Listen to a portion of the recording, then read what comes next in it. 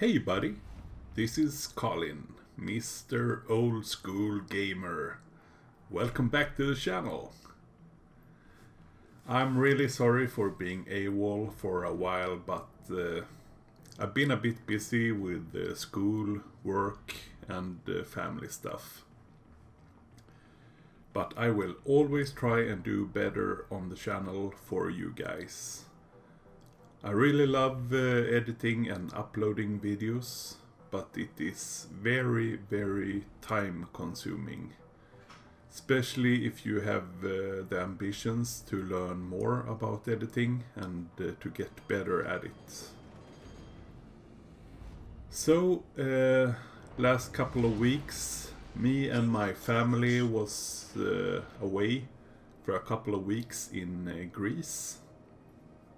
Definitely one of our favorite places in the world to visit. And we stayed at one of those fancy all-inclusive resorts.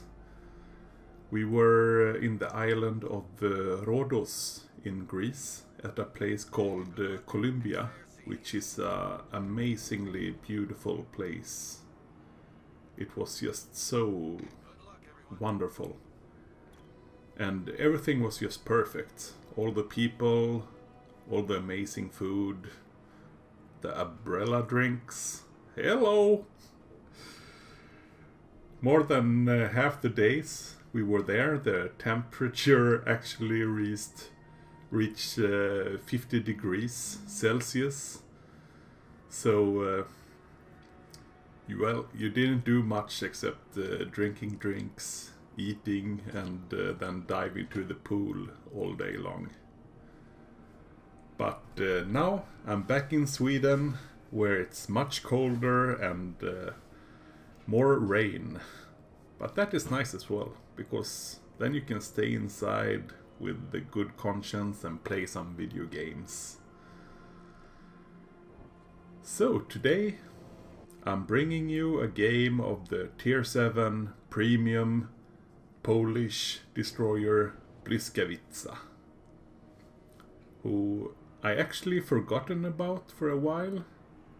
It just sat there in my port.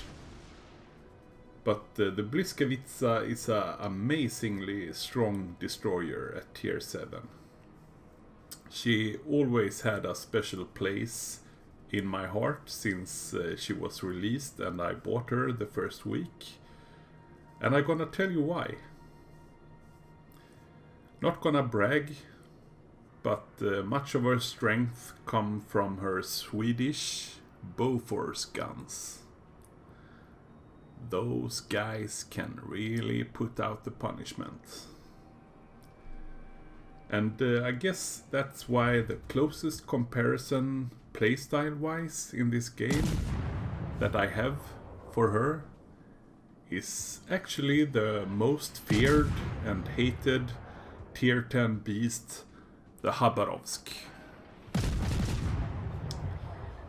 Now you guys probably think, oh my god, Colin has finally lost it. He just went full retard. But no, actually I haven't. Because if you think about it, I mean, the Blyskawica is a pretty decently fast ship. Can't really compare with the speed of the Khabarovsk, but still pretty fast and maneuverable. She has great reach with 14.4k with her Bofors guns. And those guys are some mean, nasty fire starters, as you're gonna see in this game. And the torps, even though they are kind of good torps, they're not really great. You don't really play Blyskawica to use her torps. It's like the torps on the Khabarovsk. It's more like, don't come too close, don't fuck with me. More like area denial than anything else.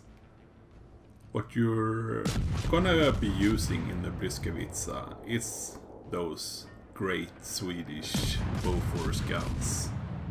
They are gonna be your bread and butter. That said, I mean, the torps isn't useless. I've always practiced a really viable tactic in the Blyskawica, and that is pretty much use my stealth to run in front of an enemy battleship, pop my smoke and start setting him on fire. And while he is closing the distance to me, I will have started quite a lot of fires on him, forcing him to use his damage repair. And that is the time when I launch my 2 sets of torps into him, making him flood to death. And that tactic has gotten me a whole lot of damage and a whole lot of kills. So you shouldn't discard the torps completely. They can be very useful, especially in cases where the battleship captain is lacking in the experience department, as you're gonna be watching in a couple of minutes here. So I've been giving the Fuso on our team a bit of a hard time because I think he's playing that ship way too passive. As you saw in the beginning of the match, he turned away, sailing back to the cap, because he thought that I wasn't spotting enough, even though I've been on this flank the entire game, even engaging 2 cruisers on my own before this Gneisenau pushed up. And this is my issue, especially when you're playing tier 5 to tier 7. Either you get the Fuso captain who wants to stay in base the entire game, or you get guys like this guy in the Gneisenau who just pushes forward full steam ahead right into an enemy smoked up cruiser. A British cruiser with a whole bunch of torps. And I mean, don't get me wrong, the Gneisenau is a really strong tier 7 German battleship with torps and very strong guns. But I mean, I play a lot of my tier 7 Scharnhorst, and even though that ship is extremely strong as well, I would never ever charge into a cruiser smokescreen or a destroyer smokescreen for that matter with that ship. Because you will eat a whole lot of torps, and as you guys saw, he couldn't even trade his whole life for that cruiser. I had to kill the cruiser for him, and the cruiser just sunk his ship. If he had like put the gears in reverse instead, made me able to catch him up, I could have smoked him up, or I could have spotted those torps or spotted that cruiser, but he just wanted to charge in straight ahead, full steam ahead, and then you get killed. Now we have this enemy battleship closing in, and I launched off my torps because I know that it wasn't a risk for my friendly battleship, but he maneuvered away, so I had to kill him off with my guns instead. And here you just see the strength of the Blyskawica guns. I set 7 fires already, and I killed off 2 ships. So now we pretty much cleared up the first couple of ships on this flank,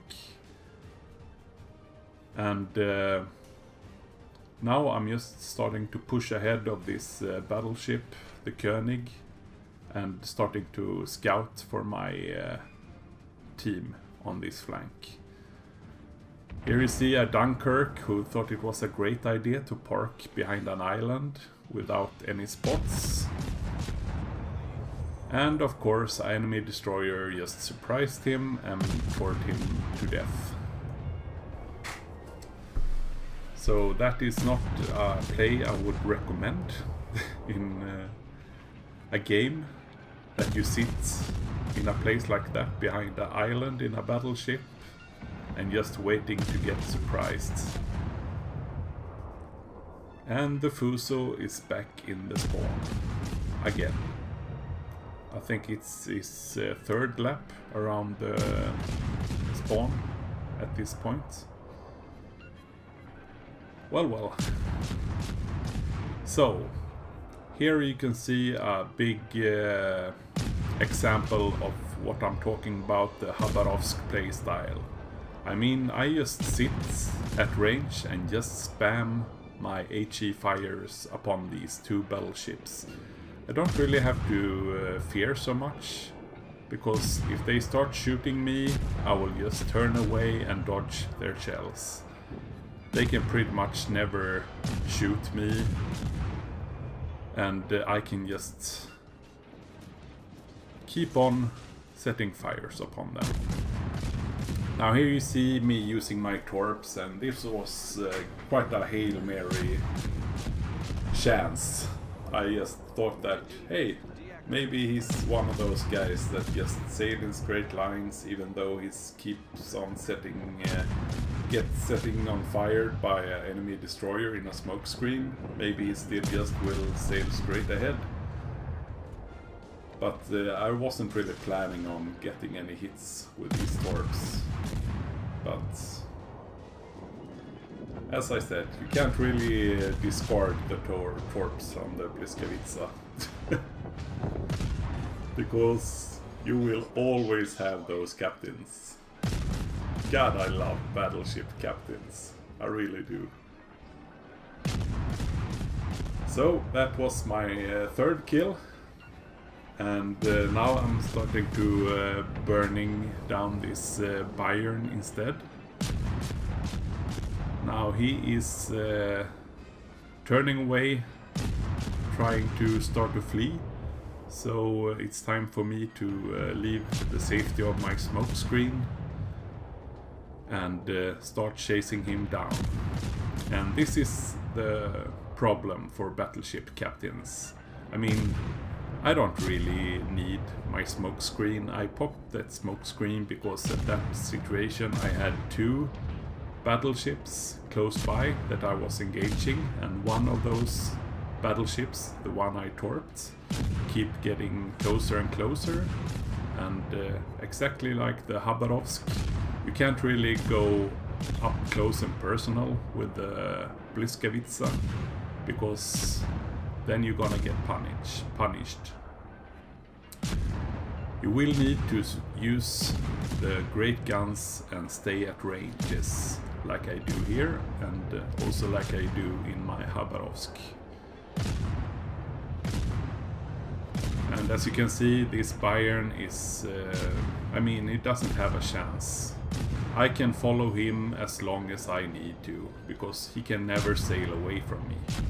I am much faster than him, and he can't shoot me at these ranges. I can just comfortably sit at these ranges and just start burning him down. I'm up to 11 fires, over 70k damage done. And I'm just keep on spamming these guys.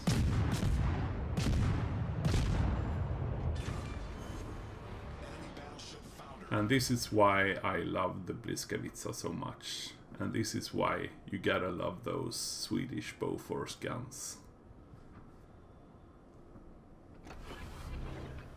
Now there was a lot of complaints from people playing Blyskawica and of course many of the other ships when Wargaming decided to take away the ability to stealth fire. Because before that nerf, the Blyskawica had a window of about over 1 kilometer, I think, where you could actually stealth fire. But I don't really understand that complaint, because exactly the same as I can't really understand the guys playing the SAO complain about not being able to stealth fire, because those ships are still, and this ship is still so strong. You don't need stealth to burn down and kill battleship and cruisers. I mean, these ships do so well even without that ability.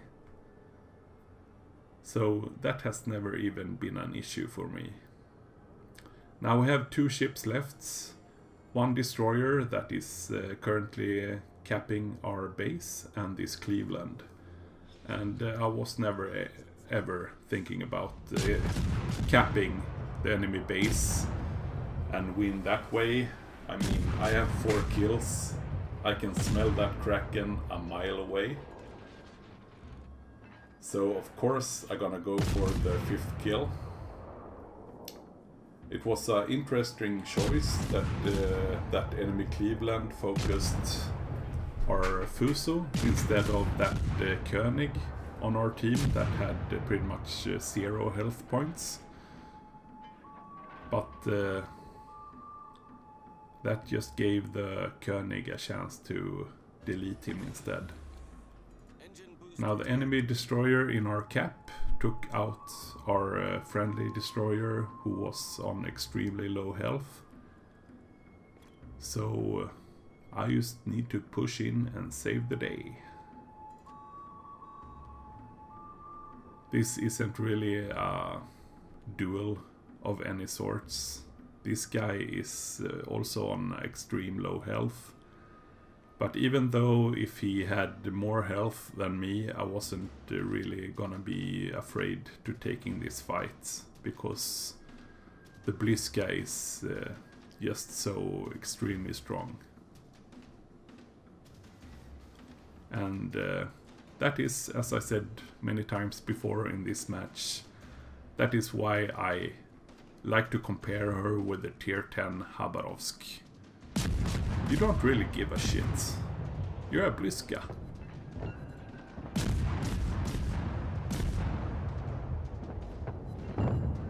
And that's kill number 5 and Kraken unleashed.